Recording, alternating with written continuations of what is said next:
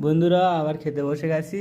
আজকে রান্না হয়েছে কি, ফারুক রান্না করেছি কি আজকে রে? এই তো চিকেন চিকেন, আলু,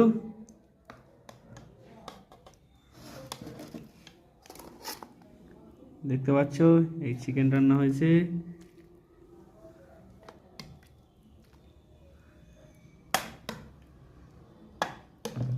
কেমন লাগছে বন্ধুরা বলো। আপনারা ভিডিও দেখছেন, কেউ লাইক কমেন্ট করছো না, শেয়ার করছো না। বন্ধুরা আমরা এত কষ্ট করে ভিডিও বানাচ্ছি, তোমরা একটু শেয়ার করো।